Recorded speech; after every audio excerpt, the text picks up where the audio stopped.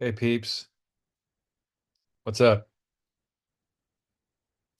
So you can see what I'm doing here. I'm going to do another kind of reaction video. People seem to really like the reaction videos. When I say reaction, I mean like real down home, realistic, honest, authentic reactions. I don't mean the fake reactions you see on YouTube. You know what I'm talking about? Like, the 30-year-old content creator on YouTube who's never heard Hey Jude by the Beatles. And then their thumbnail photo and their video is them with their mouth wide open, looking amazed. Like who in the history of anything has ever had a reaction like that to a song or to a video or to a movie or whatever? Those are obviously extremely fake and scripted and staged, but I give you real, authentic reactions. And I'm going to do that now.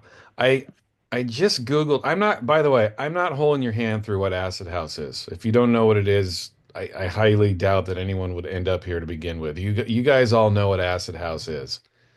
So if you're watching this video and you're expecting me to explain what it is, I'm not going to do that. I will say that Acid House is a very flexible genre.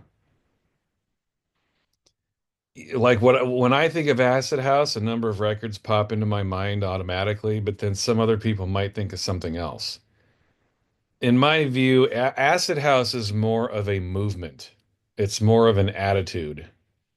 It's more of an approach than it is to music. Like when I think of Acid House, for example, I think of 808 State, and I think of Future, and I think of Hard Floor, and I think of Richie Houghton and Plastic Man.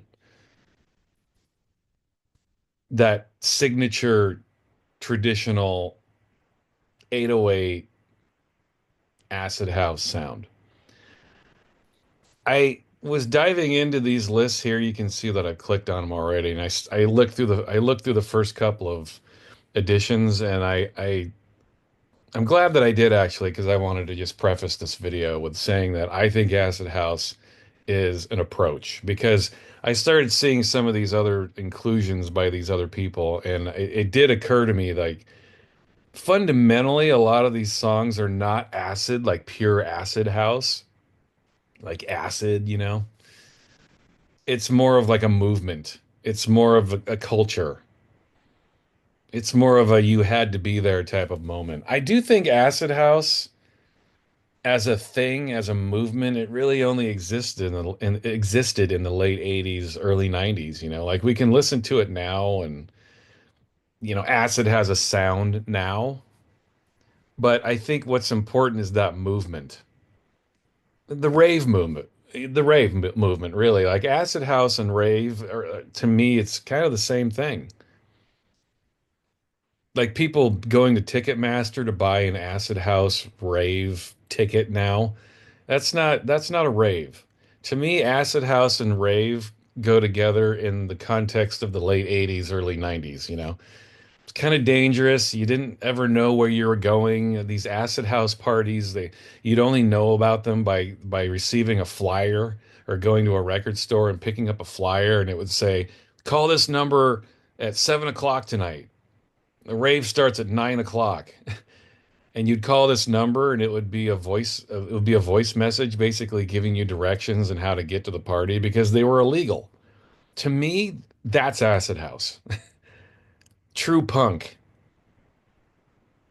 rock, late 80s, early 90s style. That's acid house to me. It's a frame of mind. It's not so much necessarily a sound, although I think acid, again, when I think of the best acid records, I think of Hard Floor's Experience, for example, or anything Plastic Man did in the early 90s, or 808 States New Build. You know, like to me, that's like technically acid house. A guy called Gerald, Voodoo Ray. But yeah, again, I kind of started going through these two lists, and it dawned on me like, well, this list here, I'm going to show this really quickly. Let's just get into this. This list is just horrible, and this kind of it definitely motivated me to do this video. This is the problem with websites like Rate Your Music, is that anytime you affix a genre tag to your album, all of a sudden it's just gonna like it's gonna hit this. If you search top acid house, any of these albums that have any kind of level of acid house theme to them, whether it's in the sound or the approach or whatever the hell it is, they're gonna display the results. Like Dream Dolphin, Love Eating Alien. Now this is absolutely inaccurate, and this is why it annoys me. The rewriting of history. I always talk about how this annoys me on this channel. This is a good example of what I mean by that. This is absolutely not accurate. I don't even know what the fuck this is. Dream Dolphin? Really? Number one? No less? So this is absurd. I highly doubt anybody who was actually there during the Acid House movement even knows what this is. And it came out in 1996 too, well after the real crux, the fulcrum of the Acid House movement was done and over with. I mean, 96, yeah, that's well after the peak time of Acid House. So this is just a stupid list. This is where Rate Your Music fails. This is kind of silly.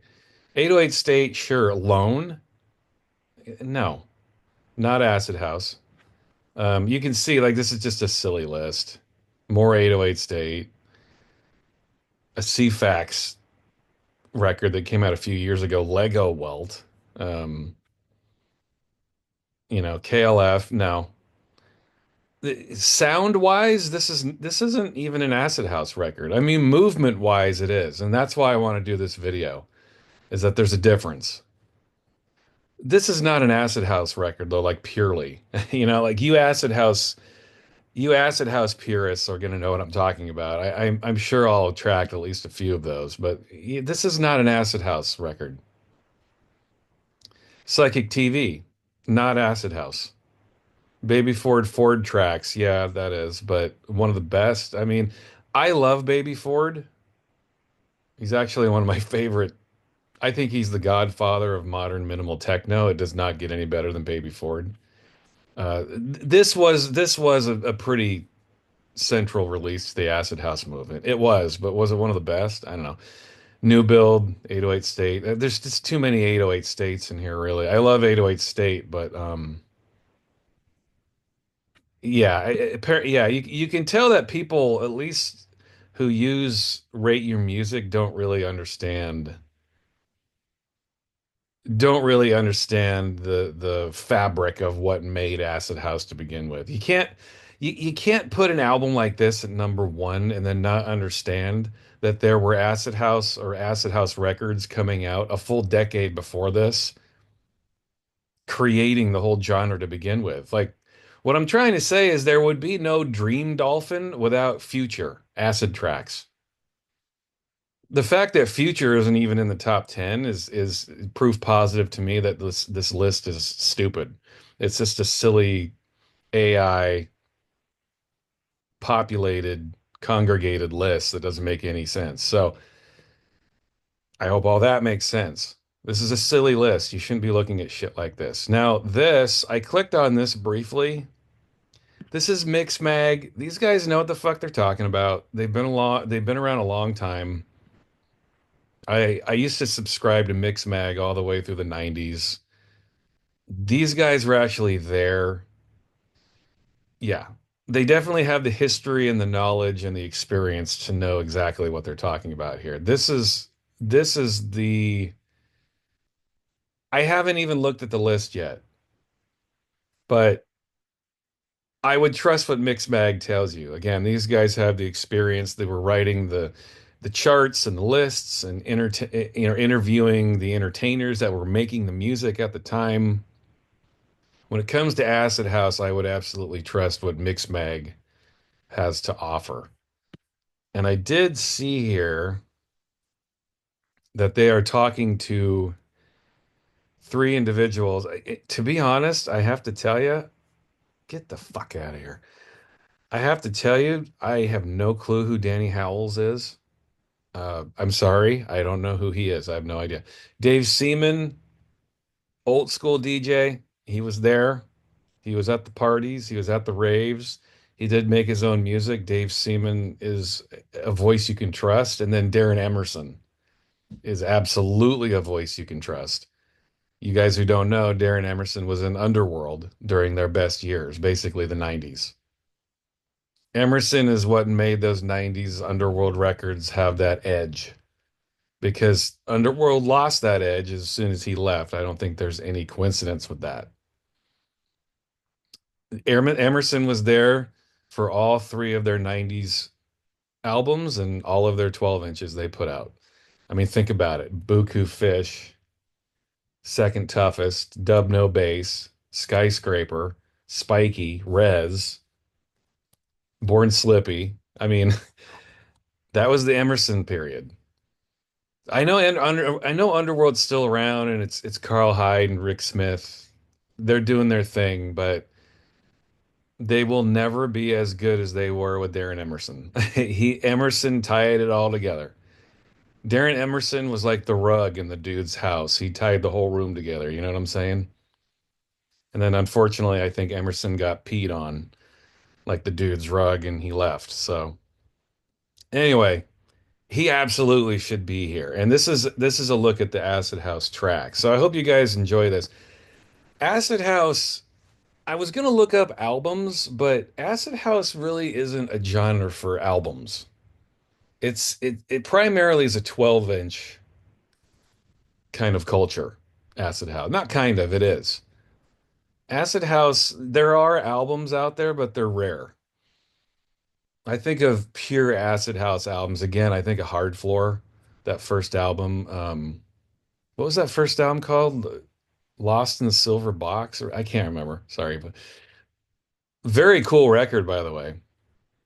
Um, so there are some albums out there, but mostly it's a 12-inch world when it comes to Acid House. You're getting tracks. You're not getting albums, and that's the culture.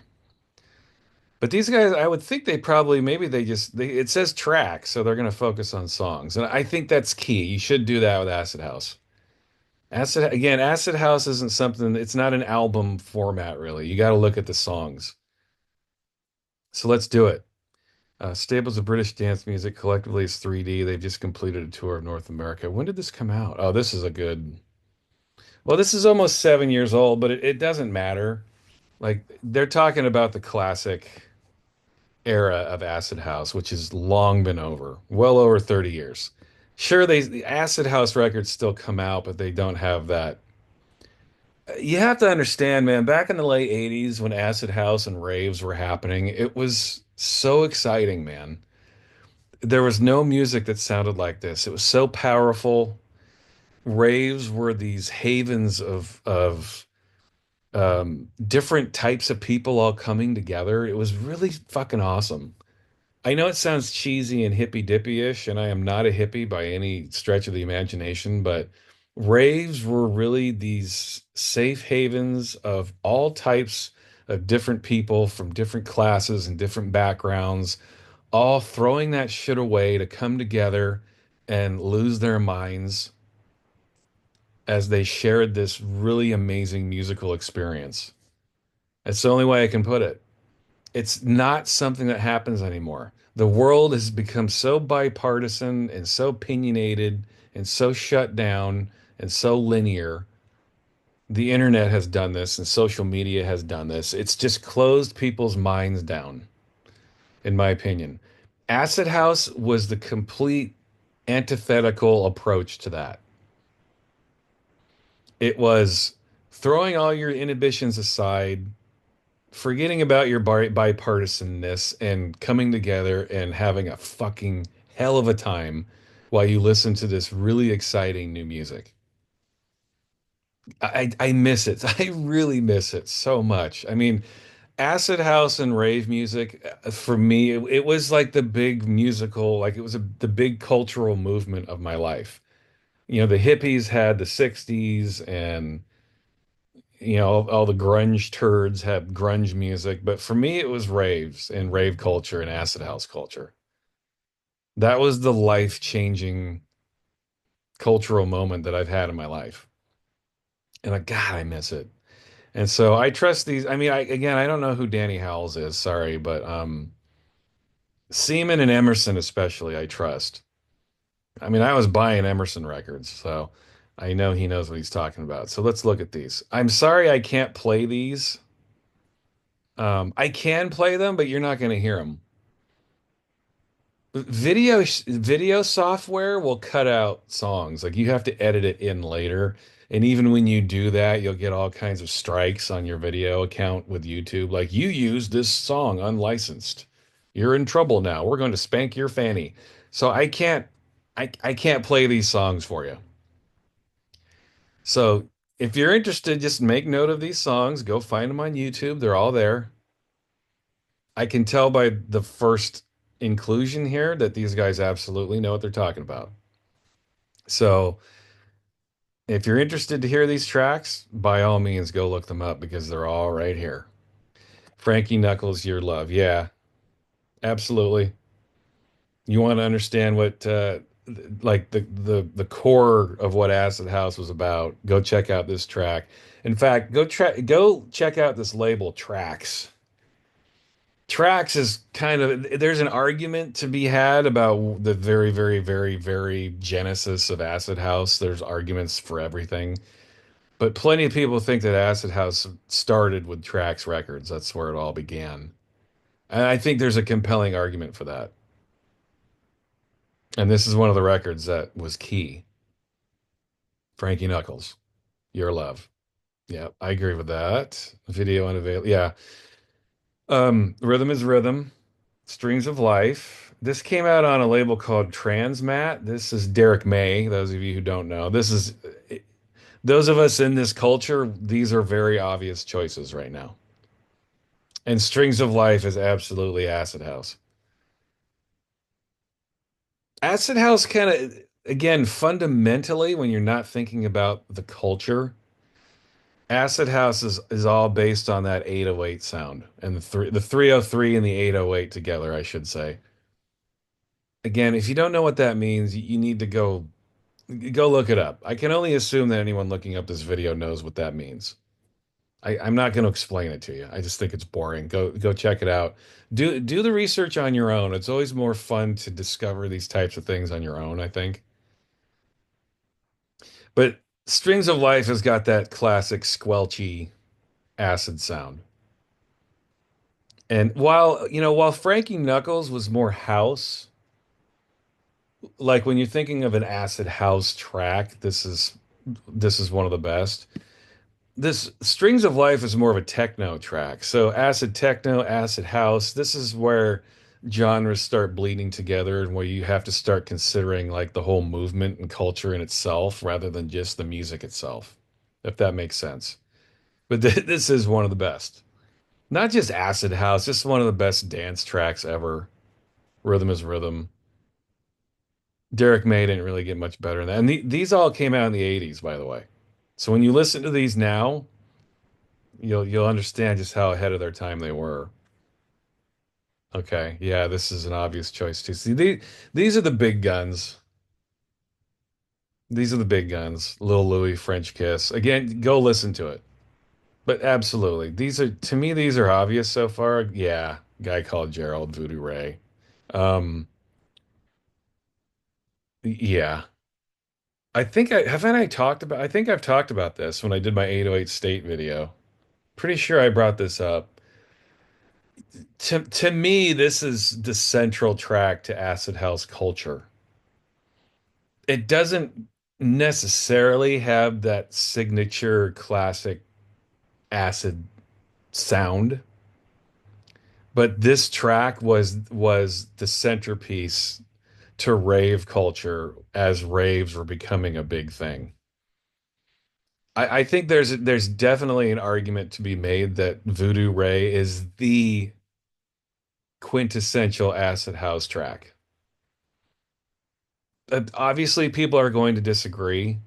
But I think most people who know Acid House and love it, they will all agree that Voodoo Ray is one of the, if not the key track to the entire movement.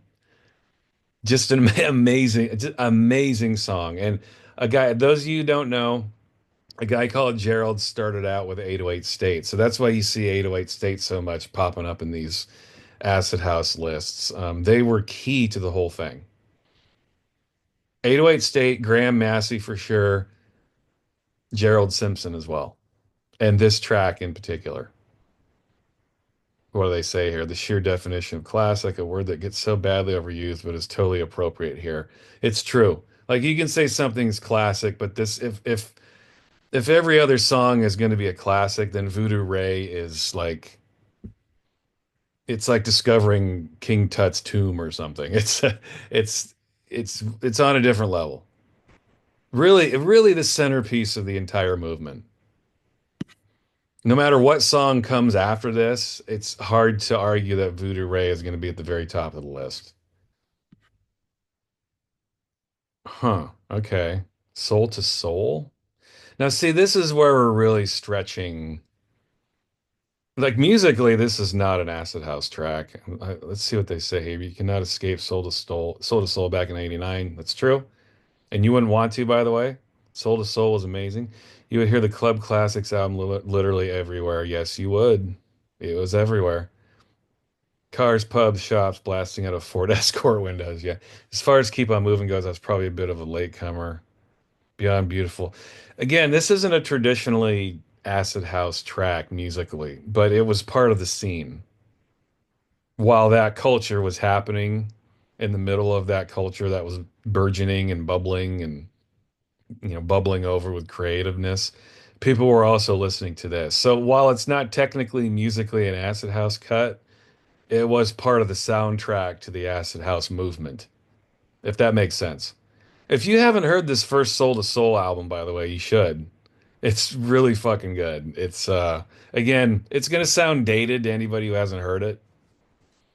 Like if you sit here and listen to it in 2025, you're gonna be like, God, it sounds so dated, but whatever. I mean, in 1989, it was the shiznit. It really was. Great album. Okay, now see, I thought it took a little too long for this record to pop up.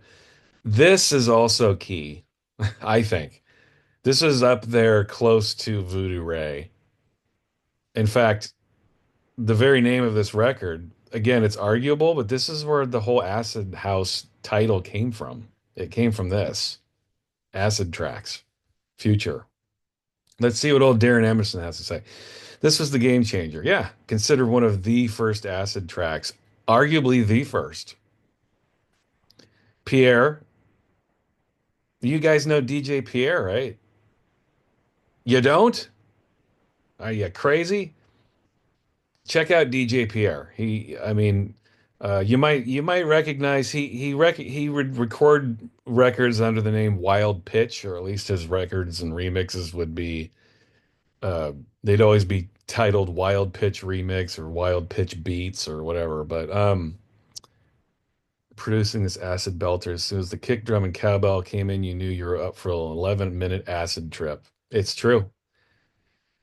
I have to say that this is my first experience with acid house music. It was Future, and this record changed my life. I stumbled upon this record accidentally, but I think this track came out in '87. Was it say on? Yeah, there it is. 87. Oh, there it is. It says it right there. Um, yeah, that sounds right, man. Yeah, I was like 14 years old when I first heard this. I heard it in a record store. I walked into to this day the greatest record store I've ever seen in my life. It's called the Ooze in Portland, Oregon. It's no longer there. Hasn't been there for a long time, but there's a record store called the Ooze, and it literally was the size of a closet. And you'd walk in, and this dude named Charles. I think he runs a record label called Soleil Moon now. I don't know if anyone watching this knows what I'm talking about, but Charles was like the greatest record store owner of all time. He would remember you. You'd walk in, he'd remember you. He was super nice. And boy, was he good about taking my money, man. He was amazing at remembering who I was and my face and knowing and understanding what my sensibilities were. He'd see me walk in and he'd put records aside for me. And anyway, this was playing in the record store when I walked in one day. He was playing acid tracks, and I was just stunned with with what I was hearing. I was like, "What the fuck is this?" And it was at a time too where nothing else sounded like this. I mean, this is where Acid House started, y'all, in my opinion. I walked in and I heard this, and I'm like, "What else can I get like this?" And he was like, "Well, nothing. I don't know anything that sounds like this." A couple years later, you'd have tons of shit that sounded like this. But in 1987, nothing sounded like this. So, along with Voodoo Ray, I would have to put Acid Tracks right next to it in terms of cuts that made a difference and just shaped the whole fucking scene. Acid Tracks. Darren Emerson is absolutely right. It looks like it changed his life too. Yeah, absolutely. This was one of those that I bought very quickly after this. I think this record came out before Acid Tracks. I think. Didn't this come out before? Is there a year here? 86, yeah. I actually I'd never heard of Trax Records until I heard Acid Tracks, and then I kind of had to go backwards, and then I got this later. Obviously, a little less traditionally acid, but the same kind of mania, the same big, huge club sound. This is a fucking great track. Marshall Jefferson, Move Your Body. One of those songs that's been sampled to death. You've probably heard this song in other songs. It's one of those songs that exists in the lexicon and you might not even know you've heard it. Pure euphoric hedonism. Yeah, when I would play this song in the clubs when I first started DJing, like 4 or 5 years after this, clubs would just melt down. It was an older track, but clubs would still lose their shit. I remember when I first heard it in a club and I lost my shit. Whoa, I mean, this is music that's meant to be heard in a club. This is club music. It's meant to be heard loud. You want to feel it, shaking your body loose. You want to feel that bass in your bowels, like this is absolutely classic and the best kind of club music. Okay. Or Laurent X Machines, Relentless Acid Route. Yeah. Looks like the video is unavailable. I can't play it anyway, but yeah, see, I wouldn't have this isn't something that my mind would have automatically gone to, but yeah, this is a great record. Relentless Acid, yeah, it really is. It's just like acid squared. No other way to put it. Fucking great record. I'm gonna have to pull that out of my archives. Good old Darren Emerson. I see. I love Darren Emerson. He's pulling out all the hidden gems right now. At least he's started to do that.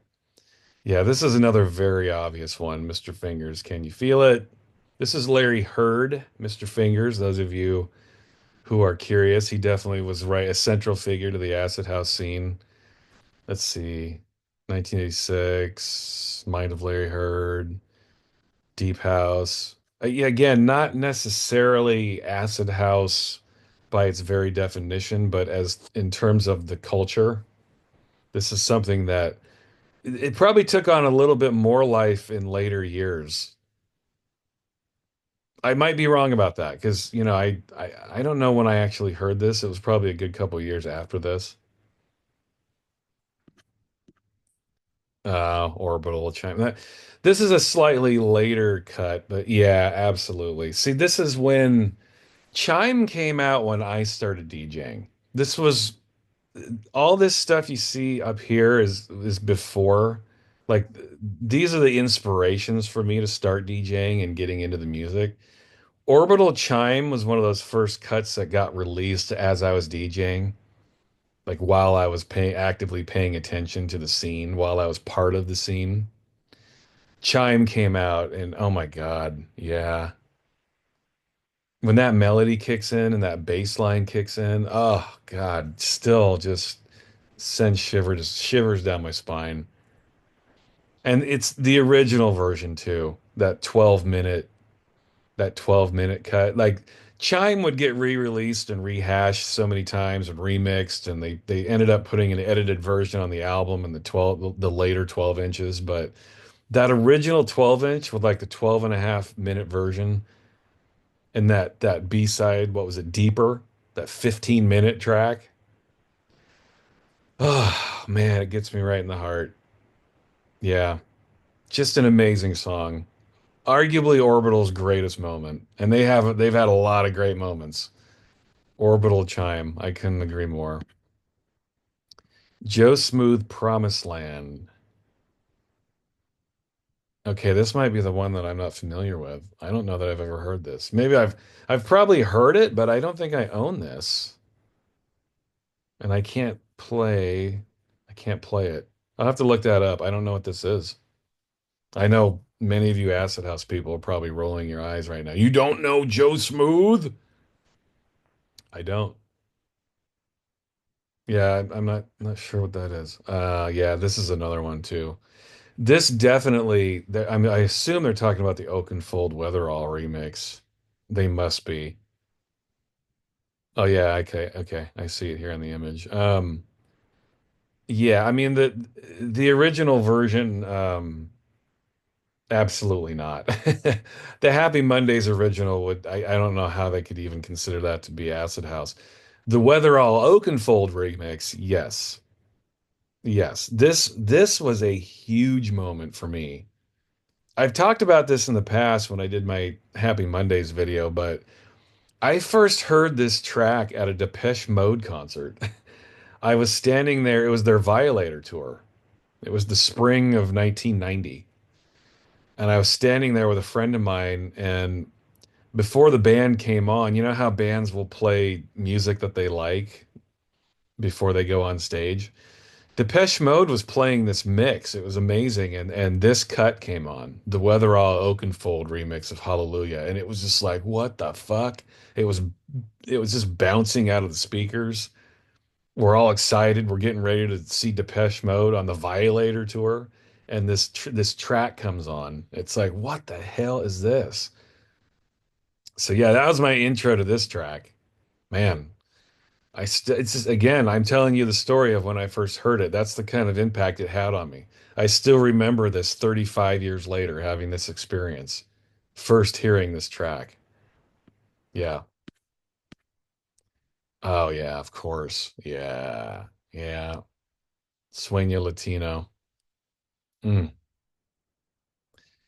This is again not technically acid house per se when you get to the fundamentals of the what makes acid a sound, but as acid as a culture, acid as a movement, acid as an experience, Sueño Latino. Absolutely. Yeah, this is a fucking great song. The Paradise version, yeah. Please, guys, if you haven't heard any of these cuts, just make note of all these and go look them up. This is a wonderful song. It really is. God, it's one of those songs that's just so uplifting when you're hearing it in a club and you're already there having this positive experience with everybody who's taking ecstasy and everyone's loving on each other. And then a cut like this comes on. It's like a sense of euphoria that you can't imagine.